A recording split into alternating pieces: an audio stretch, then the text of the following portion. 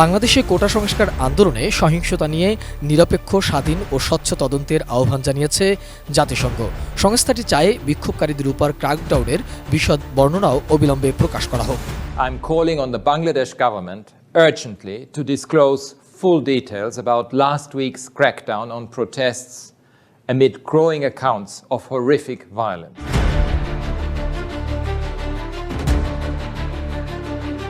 বিক্ষোভ দমনে কি ঘটেছে তার বিস্তারিত তথ্য জরুরিভাবে প্রকাশ করতে সরকারের প্রতি এই আহ্বান জানানো হয়েছে। জাতিসংঘের মানবাধিকার বিষয়ক কমিশনার ফলকার টুর্ক এই আহ্বান জানান। একই সঙ্গে আইনশৃঙ্খলা রক্ষাকারী বাহিনীর সব অভিযান যেন আন্তর্জাতিক মানবাধিকার বিষয়ক রীতিনীতি ও মানদণ্ড মেনে হয় তা নিশ্চিত করার আহ্বান জানানো হয়। বৃহস্পতিবার এক সংবাদ বিজ্ঞপ্তিতে ফলকার টুর্ক বলেছেন, সবশেষ প্রাপ্ত খবরে দেখা যাচ্ছে যে আন্দোলনের জেরে ১৭০ জনেরও বেশি নিহত এবং ১,০০০-এর বেশি মানুষ আহত হয়েছেন।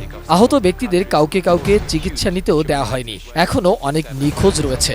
অন্তত ২ জন সাংবাদিক নিহত এবং বেশ কয়েকজন আহত হয়েছেন। বিরোধী দলের সদস্যসহ কয়েকশো মানুষকে গ্রেপ্তার করা হয়েছে বলেও খবর পাওয়া গেছে। For the state to be able to ensure a safe environment.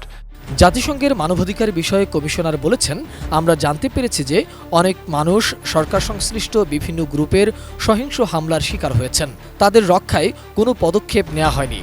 জনগণের আস্থা ফিরিয়ে আনা এবং এই সহিংসতার পেছনের কারণ নিয়ে সংলাপের পরিবেশ তৈরি করার জন্য আমি সরকারের প্রতি আহ্বান জানাচ্ছি।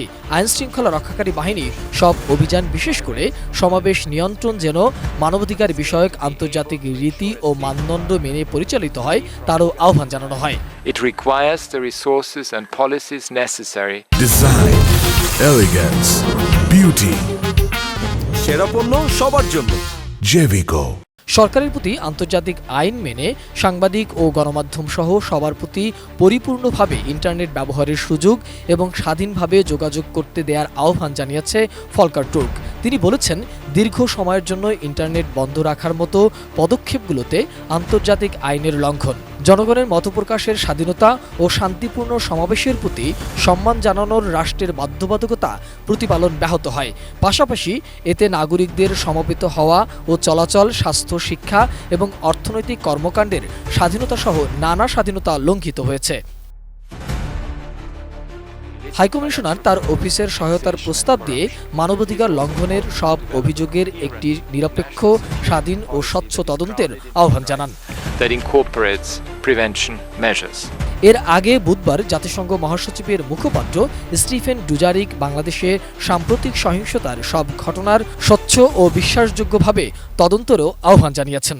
All acts of violence should be investigated in a transparent and credible manner. People need to be held to account. Mohammad সোহাগ বিশ্বাস, ATN news, Dhaka. Peacefully, and that the authorities guarantee